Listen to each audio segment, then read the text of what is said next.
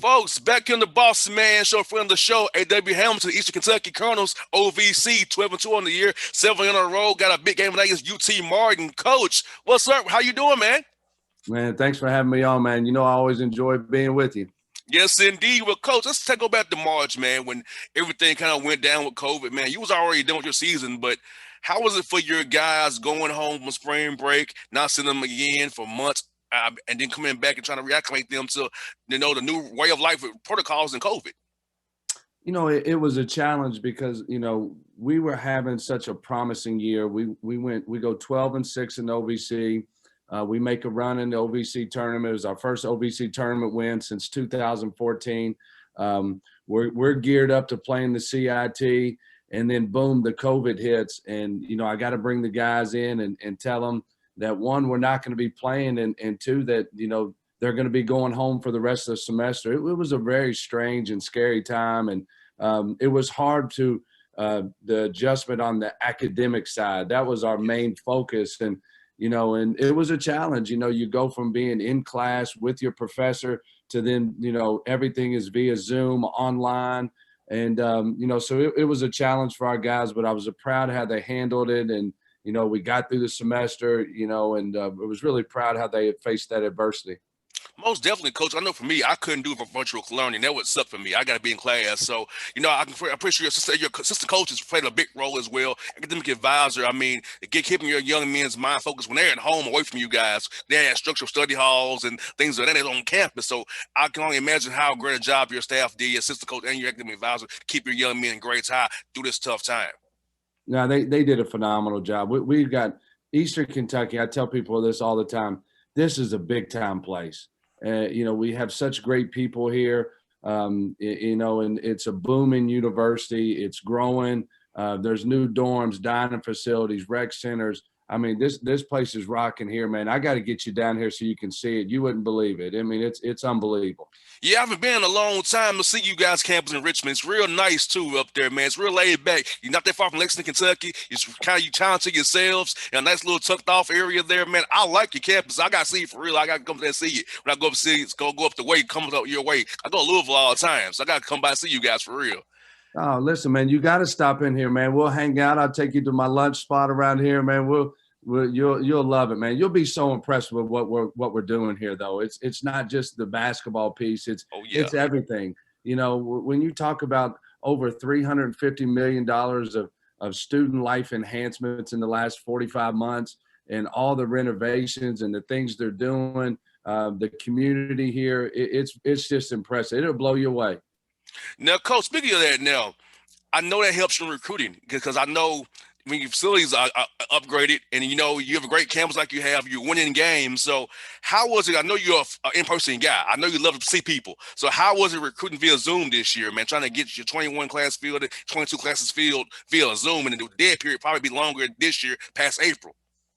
Again, I give a lot of credit to my staff. We were able to sign a really good class last spring. Recruiting is something that you do every day.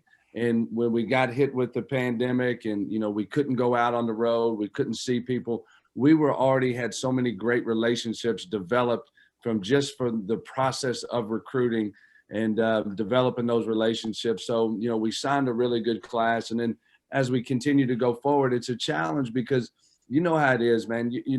I want to get to know the person. I want to see him in person and look at him right in their eyes and talk to him and tell them who we are and what we do here. And so it is a challenge, but look, we got a great core group of guys here now at Eastern Kentucky. We're in our third year. We got a great core group. We're becoming a group that's really mature because, we started freshmen our first year here. And, now we got those guys are juniors, they're matured a lot. And, now we got a good core. So now the stress of going to sign 5 guys, 6 guys that we were facing when we first got here, it isn't there anymore. Most definitely. And on court, you saw last year the improvement you made from year one to year two. This year, 12-2, 6-1 in conference play. Because you know the OVC, as we both you and I both know, it's tough as hell every night in that conference, man. We know. So seeing your guys mature the way they have and the way you get on this role, knowing the way you know how weird this year was, gotta make you feel happy. 14 games in a COVID year and playing this well, you gotta feel really good about your team. Yeah, no, look, we're like everybody. We face so many challenges and so much adversity. I look at our non-conference. We go 6-1. It's the best non-conference winning percentage since 1948-49 here at Eastern Kentucky. And then we race out to we're 7-1 or 6-1 in the league. We get off to the best start since the 46-47 season at Eastern Kentucky. That's 74 years. And look, we're just like everybody else. You know, we've had guys miss games, we've had injuries, we've had a little bit of everything, and we're finding different ways to win these games. And you know, that started last year. You know, we get into OVC play, we have a really tough non-conference schedule. We have everything that could go wrong went wrong. Then we get into league play and we go 7-0 in 2 possession games. We figured out how to close out games. And what we did in practice, we just started doing every day. We'd put 4 minutes on the clock.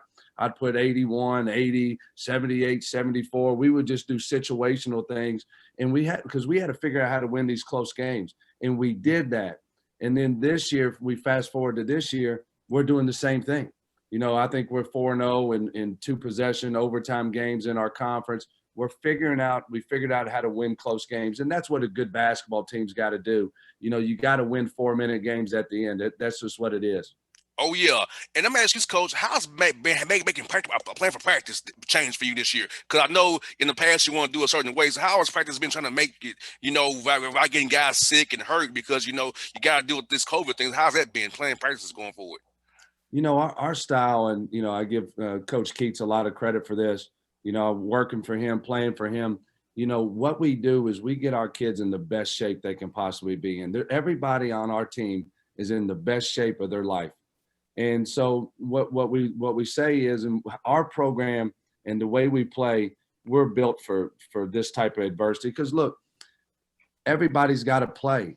So everybody's got to play. So, you know, we spend so much time on conditioning, doing skill work. Yeah, we compete every day. We get after, we press, you know, in practice. But, you know, we've really focused on just getting our guys in the best shape we can possibly get them in, because you just don't know what's going to happen.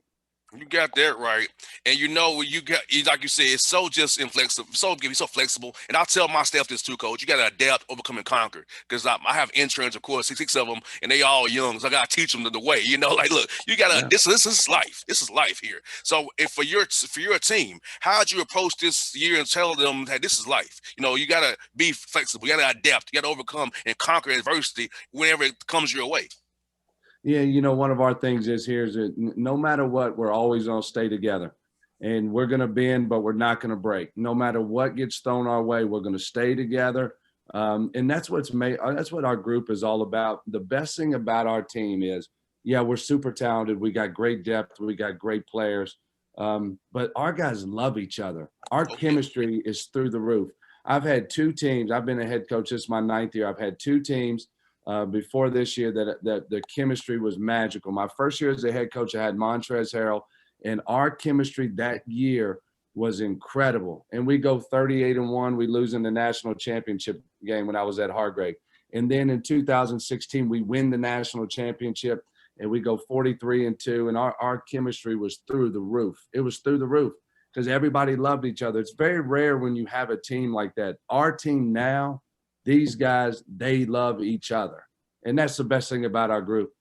And coach, I feel like COVID made you have to be in that we mentality even more because we all facing adversity together. If we're together, we can overcome all this stuff. Because I feel like that we mentality, okay, that connectivity, like you said, the close games. If you have that, you can get through a tough game with some bad calls, a bad foul call here, a turnover. You can still overcome because you're together and believe in each other and trust each other to get the job done. And look, this summer I had cancer. I had to battle cancer. And, it was really eye-opening to me and made me appreciate things even more. And what I'd say is that every day is a blessing. Yes, And sir. no matter what, every day I'm going to give my kids, my players, everything I got. And all I ask is for them to give me everything they got. And that's what we do. And, so, every day we get to compete, it's a blessing. Every day we get to play a game, we get to practice, we get to go to school, we get to be around each other. We're Yes. healthy, we're safe. It's all a blessing. You got there. Right. I'm asking you how you feeling right now? Are you on the road to recovery? Fully on the road to recovery? How you feeling? I feel great, man. I feel great. I was able to catch my cancer at stage 2 and, really got lucky. I had no symptoms. My brother-in-law has a stroke. So I was like, maybe I should go get a physical. I hadn't had a physical done since 2005. So I go get a physical. I have a little mole on the back of my ear. I show my doctor and he was like, that's probably nothing. He sends me to the dermatologist. Dermatologist cuts it off. He says, it's probably nothing. We'll run a biopsy on it. Calls me 2 days later and says, man, I can't believe I'm telling you this. You have stage 2 melanoma. You got to get over to the oncologist's office right away. Oncologist calls me 2 days later. I'm in his office and he says, look, man, he says, best case, you're going to have a major surgery and you're going to see me for the rest of your life because we got to monitor this cancer and make sure it doesn't come back. He says, worst case, you're going to end up in a box in 6 months. Melanoma is the scariest cancer you can get because it's so unpredictable. It can spread like wildfire. So, Mm-hmm. it was a challenging summer, but made me stronger, made me appreciate things more, made me closer to God, and made me appreciate the little things that we got in life. It's in coach. You was playing Martin tonight. I had talked to Coach Stewart 3 weeks before he passed away. So when I heard he had passed away, it just sunk my soul because I literally talked to him 3 weeks ago on the show. So like you said, you gotta cherish every day because he was here and he was gone that fast. And I know his young son Parker and his team is probably devastated right now. I know Montez Robinson's doing a good job with him, but just that's a clear example of how, like you said, in your example of Kevin getting cancer, you finding out how life hits you. You just gotta enjoy every moment you have. You never know when it will be your last. Yeah, no question. You got to make the most of it every day, man. Every day, and you got to appreciate them, and they're all a blessing. And look, man, we all have unique jobs and special opportunities. I got to give my players the best I got every day. I have to. And then, when I go home, I got to be the best father, husband I can possibly be. And and that's what I'm focused on right now. And look, we're having fun at Easter, man. We're having fun. These kids have fun. They love playing with each other. They love playing for each other. They love playing for this university. So we're having fun. It's been a fun season. And look, what we wanted to do when we got here is we wanted to build a team and a program that year in, year out, that we could compete for a championship, and as we keep moving forward, we're getting closer and closer, and it's an exciting time here. You got that right, man. I remember when we first talked when you got hired, you told me the exact same thing. And I love seeing that you put that plan into action because I wanted to ask you this. For you as a head coach, what's been your biggest difference at Eastern from when you got there, when we first talked, when you got hired back for year 1 to now? Because I just seen the growth. But for your mind and if I listen who missed our previous talks, how was it being Brilliant's program from when you got there to now with the guys you have that are so good and they love each other? Tell our listeners really more about that journey. Yeah, look, we had to establish our brand, and that was the hardest thing because I think any great organization, any great team, you got to have a brand and you got to have an identity. And when you and I talked, I said, look, man, we're going to press for 40 minutes. We're going to play extremely fast. And, you and I talked, it was like, man, that's going to be hard. And, it's hard because I had to come in here and completely change everything they were doing, to completely change the style. And then I had to get those guys that first year to buy into it. And it was so important that first year we didn't have a great year, but what we were able to do, we established our brand and our identity. We finished number 2 in the country in steals per game, forced turnovers. We were top 13 in the country in scoring. We broke a ton of records at Eastern Kentucky. We were number 2 in the country in tempo. And what I was able to do is I was able to say, okay, then we went out and recruited the next class. I said, man, this is what we do, man. Look, this is what we've been doing. And then, I was proud of that group. And then as we kept getting new recruits in here, new players, building this brand, building the identity, becoming the best conditioned team in the country, then it started turning and it's helped us continue to get really good players in Eastern Kentucky. Now, Coach, for our listeners out here, I tell you, I tell them all the time, OVC is tough. You know, I went to Tennessee State, so I know very intimately how hard the conference is. So tell our listeners one more time, Coach, from top to bottom, it's no easy nights in that conference. None.